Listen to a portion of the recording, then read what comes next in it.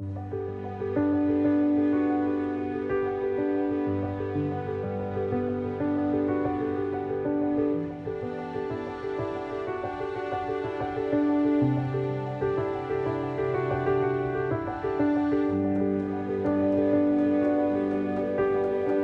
had tried our best to, quote, get enlightened on our own and realized we didn't have it. We couldn't do it. I couldn't do it. So I knew I needed a teacher, but at the same time, I wanted a custom-made designed teacher to my fantasies, right? I didn't want the real teacher. My grandmother taught me how to pet cats. When you pet cats, you start at their head and you go back, and then they go. But if you go this way against their fur, they. So this teacher rubbed the wrong way. He rubbed my fur the other way, from the tail forward, and I was like, and I just, why don't you just rub me so I purr? And he said, basically, he said, you've had too many people rubbing you that way, and you've surrounded yourself with people that give you honey and sweet talk. And he said, as a result, you're really confused and you can't grow. So he would rub the wrong way, and the first way, of course, he rubbed was my first week there, where he just out of the blue made this 5-minute commentary on arrogance and people who think they know everything, and therefore their vessels are already full, they can't put anything in, and how pathetic. They come to the mountain jewels, leave empty-handed, and it's like, oh, he's talking to me. Then that was the breakthrough that allowed me to say, if there's somebody who knows me better than I know myself, he could be my teacher. Yet I resisted. The traditional thing would be to bow, and I didn't want to bow. So I told you the story. I stayed in the back of the group. Everybody was around the master talking, and I was 6 rows deep back, and I looked left and right, and I went, did a bow, came up, did another bow, came up. So you have to do 3 bows to show you're sincere. And I thought, good, I got away with it. Nobody's seen that I'm bowing. He doesn't even know I'm bowing to him. It's like, I'll have this secret teacher, And the 3rd bow, I go down. When I come up, the whole line is split open. He's sitting there in his chair. He had parted the crowd, so they had a direct avenue right to me. And I go, oh, and I'm blushing and whatnot. And then he just says, how does it feel? Does it hurt? And and as a result of that, that was the first encounter. But I must say, I went on testing. I'd look for any sign of greed, any sign of an emotion that wasn't completely under his control, any sign of having an eye for something. It was just so subtle. Did he look, somebody made an offering, did he look at that with a kind of fondness or pleased? A red envelope came in, did he look and see how much money was inside? Incredible offerings were made to him. Did he, categorize his offerings? I just went through everything. Was there any inconsistency in anything he ever said? I was just quick to get on it and nail it. And as much as I thought I could find something, I never found anything. And I kept pushing and pushing and pushing. And I think probably that's the most important factor in my heart opening up, was the trust. And it wasn't a blind trust, but it was a trust that was tested. I had to test this. But it was also his ability to respond to me without me asking that really opened it up. He just kind of was there at the right time with the right words. And then, most importantly, nothing in return. Not a single thing did he ask in return, which is what I was expecting. Even the fact that I want to leave home or something, he had no interest in amassing a group of disciples.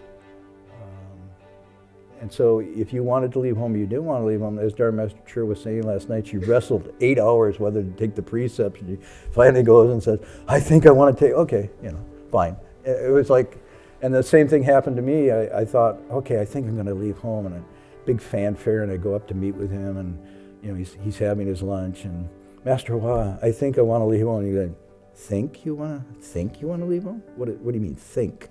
And he's eating lunch, and it's like, well, I'm waiting for him to say, oh, that's really wonderful.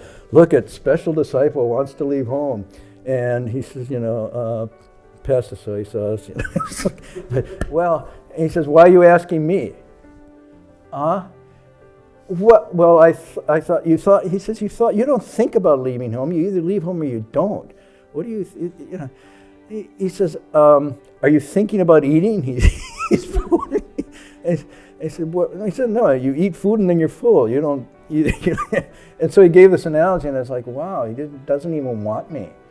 I'm really special. And it's like there was the arrogance again and the whole thing. It was, so that was another test, because you could think, oh, he's got bright young American disciples. This will look good for him. I can remember once here in Malaysia, and we went to visit a monk in a cave. As he was touted as being a real cultivator. But then as we were walking into the cave, I saw the extension cord going into the cave. So we got into the cave on the hillsides, and there's a nice refrigerator there and a heater, you know. It was a pretty comfortable cave. And I could see Master Hua just coming and smiling, you know. And then he said, oh, Master Hua, you're the great, you know, Dulun Fashir. You've got all these American disciples and da-da-da, and these temples and so forth. And he was sort of saying, must be hard to cultivate with all of that. And Master Hua, without even batting an eye, said, I could put it all down like that. Doesn't mean a thing to me. He said, but what if I pulled your extension cord? And then the guy relaxed and sort of laughed a little and thought, oh, I've been had. You know? So there was none of that, and every time I saw that, I realized I had someone really true. And I must say, I've never met anyone who was so true. Now, I met people, obviously there's a lot of true people, but there's always a little tarnish in the gold, you know, and sometimes a lot of tarnish in a little gold. But even the best people I met, and some I considered like my grandfather, one of those persons, that trueness wasn't complete as his was. He truly, truly sought nothing. I mean, I can't think of anybody I've met who didn't seek something, even at the most subtle. I met really deep cultivators who were still seeking nirvana, or seeking bodhi, or seeking some special spiritual state. He absolutely had a vibe of he didn't seek anything, and he was totally okay with that. We're driving to LA. I'm just digressing. We're driving to LA in a car. We get a flat tire. And Hung Sure and I are with the master, and we're trying to think, well, what are we going to do? Somebody stops and says, you need some help. And we say, well, you got a flat tire, can you drive us to the gas station? And Shifu says to Hung Sure and I, says, you two go together. Because, you know, as you travel in pairs at your young age, you know, you never know what's going to happen. Well, we're going to leave you here alone. Yeah, I'll be okay. Really? You're gonna be? Yeah, I'll be, don't worry. And we're on 5-8, is it 5? Well, no, Highway 5? Is that the I-5, right? In the middle of nowhere out there, and there's no water, there's no food, the broken down car. And so I'm thinking, oh, what's going to happen? He doesn't speak English, he's out there on the highway alone, you know, be nervous or whatnot. We drive down, we get the tire, we come back. As we're coming back, I'm looking on the hillside, and there he's just sitting in lotus position with a little smile on his face. This wavy, dry grass is going, completely at ease. Oh, you're back already. Okay. You know, no nervousness, not anxious, not hailing down anybody, just being who he was. So that kind of relaxed me into both taking him as a teacher and as a model. And that became very clear that I was seeking all the time, always seeking, always after something, and, you know, not able to let that mind go to rest.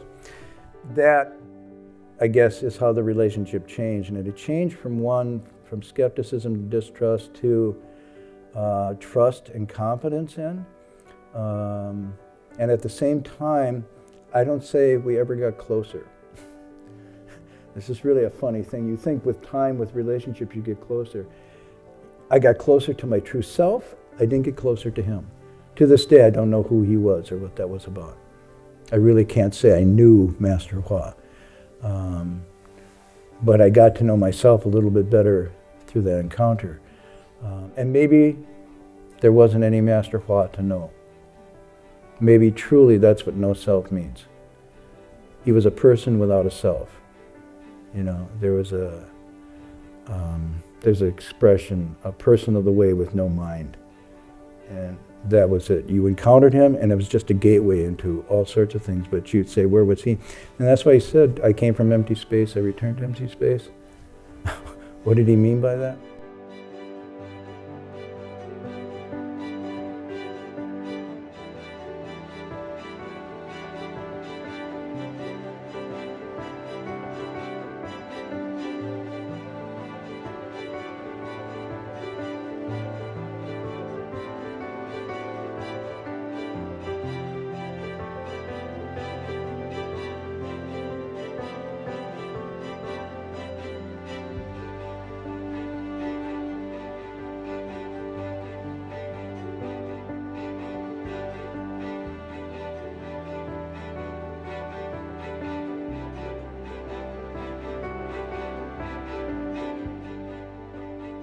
所以我常常对人说我没出家以前，我的名字呢有个假名字，叫什么白中医那时候以为我是中国第一人了这个名字很好的。又一想，这个名字又有什么呢？在什么地方呢？没有所以那时候又叫活死人，以后就叫活死人这活的这个人呢已经死了这也还是个假名字。以后有守孝呢，一般人又称说这是白孝子，这还是个假名字。那么出家的名字呢叫安慈，以后叫杜伦现在又选了话，这通通都是假的。那么究竟真的名是什么呢？我的真的名字就叫众生这是我一个真的名字